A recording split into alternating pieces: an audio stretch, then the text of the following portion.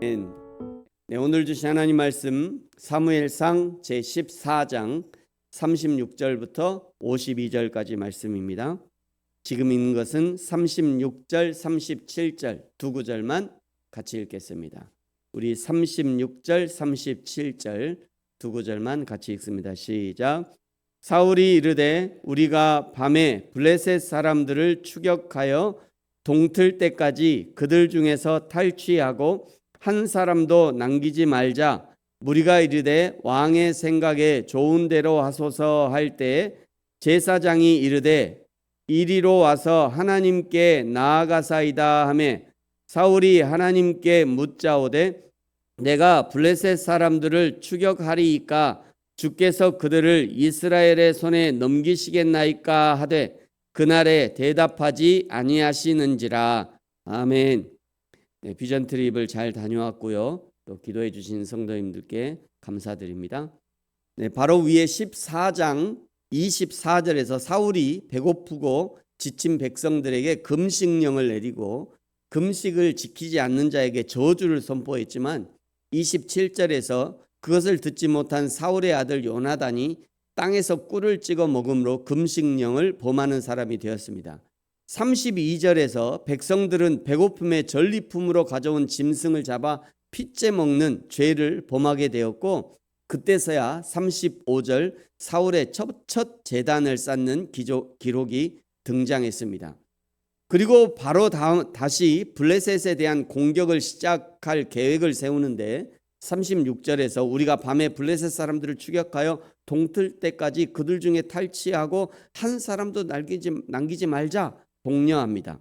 그러자 36절 하반절에 무리가 이르되, 여기 무리가라고 하는 것을 보니 군대의 리더급을 말하는 것 같고요. 거의 자포자기하는 심정으로 그냥 왕의 생각에 좋은 대로 하소서 이렇게 얘기하지만 제사장은 먼저 하나님께 나아갑시다 라고 제안합니다. 여기서 사울에게 먼저 하나님께 나아가자고 제안한 제사장은 3절과 18절에 등장하는 대제사장 아히야임이 분명합니다.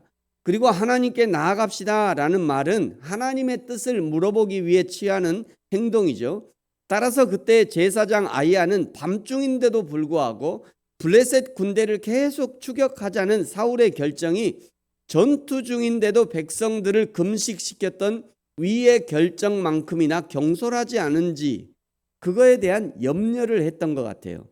눈치 있는 사람이라면 이 정도면 반대하는구나 하고 알아차려야 되는데, 그런데 사울은 이미 블레셋과의 전쟁에 승기를 잡았다고 생각하고 있고 이미 원수를 갚겠다고 하는 마음이 쏠려 있기 때문에 알아차릴 수 없는 것입니다.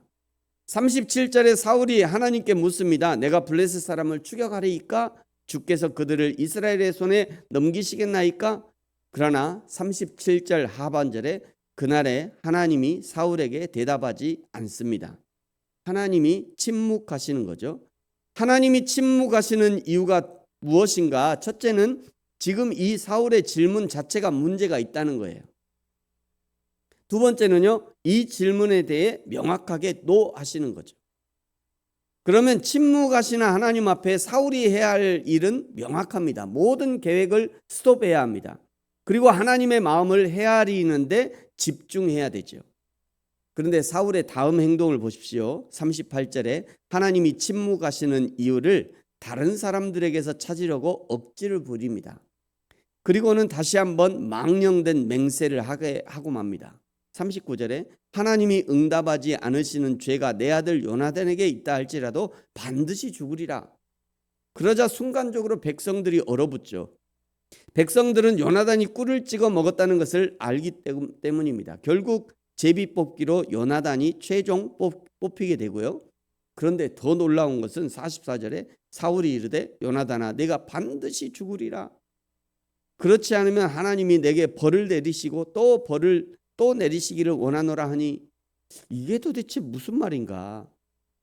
물론 이때 사울은 자신의 맹세가 경솔한 것이었다는 사실로 인해서 내심 후회하였을 것임이 틀림없습니다. 그러나 그때 요나단이 금식령 기간 중에 꿀을 먹은 사실은 결코 사울의 맹세에 대한 거역이나 불복종이 아니었습니다. 왜냐하면 그때 요나단은 그러한 사울의 명령을 전해 듣지 못했기 때문이죠.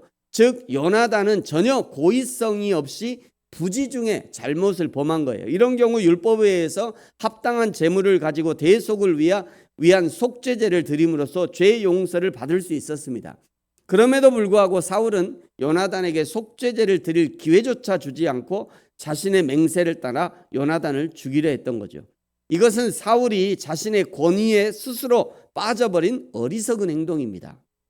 우리도 때로는 자존심이라는 스스로의 권위를 깎지 못해서 어리석은 결정을 해버리는 경우들이 많이 있죠. 자존심을 내려놓고 생명을 지켜야 합니다. 자존심을 내려놓고 하나님의 영광을 드러내야 돼요. 자존심을 내려놓고 사랑과 섬김을 실천할 수 있어야 합니다. 자존심 내려놓고 평화를 지켜야 돼요. 그 자존심 내려놓지 못하니까 전쟁이 계속 일어나는 거예요.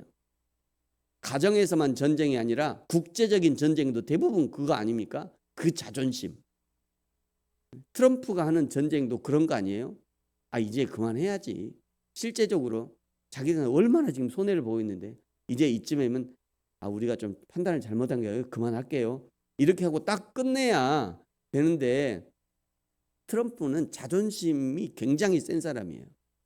그래서 그거를 내려놓지 못해요. 그래서 계속 전쟁 먹고 또 이기고 또 이길. 요한계시록 전쟁이 그런 거잖아요. 이기고 또 이기려 하더라. 계속.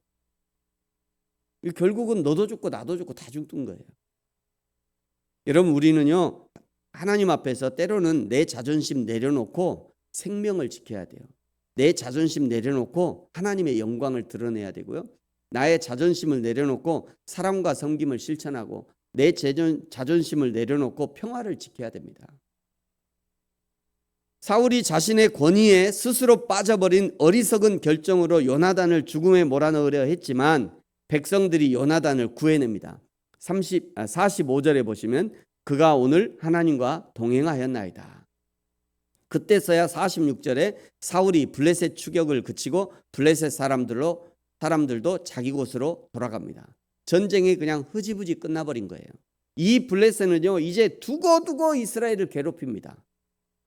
오늘 사울이 욕심에 사로잡혀 백성들을 괴롭게 만들고 하나님도 침묵하게 만들고 블레셋도 치지 못하게 한 것처럼 우리도 사사로운 욕심에 사로잡히면 나와 관계된 사람들을 힘들게 해요. 하나님의 역사도 없을 것이고 오히려 우리들의 대적들에게 우스운 꼴을 당하게 될 거예요. 반대로 말이죠. 나와 관계된 사람들이 힘들어한다면 내 가장 가까이 있는 나의 가족부터 나와 관계된 사람들, 우리 교회로 하면 뭐 집사님, 권사님들, 장로님들 이런 분들이 막 힘들어하는 걸 보면 혹시 내가 지금 욕심에 사로잡히지 않았는지 스스로 살펴봐야 합니다. 혹시 지금 하나님의 침묵을 경험하고 있지 않는지 살펴봐야 돼요. 내가 혹시 쓸데없는 욕심을 부리고 있는지 돌아봐야 돼요. 혹시 어떤 일이 막히고 반대에 부딪히고 세상에서 부끄러운 일을 당하는 일이 있다면 혹시 하나님이 원치 않는 일을 내가 지금 무리해서 추진하고 있지 않은지 돌아봐야 합니다. 이 일을 시작하는데도 믿음과 용기가 필요하고요. 이 일을 멈추는데도 믿음과 용기가 필요합니다.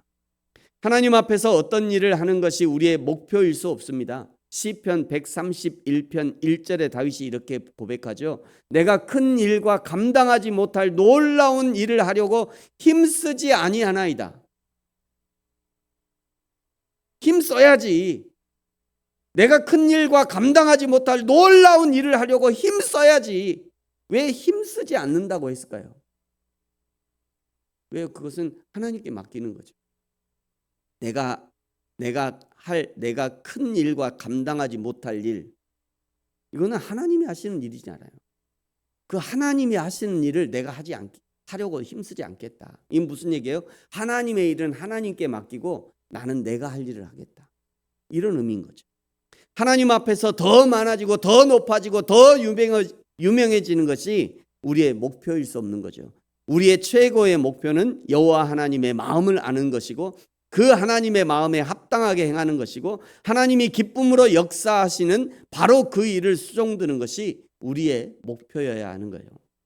47절부터 이제 52절까지 사울의 승리의 기록은 사울이 용감했다, 사울의 군사들이 전쟁을 잘했다는 것을 말하는 것이 아닙니다. 하나님께서 사울의 부족함에도 불구하고 이스라엘과 맺은 언약을 충실하게 지키고 계심을 보여주고 있는 거죠.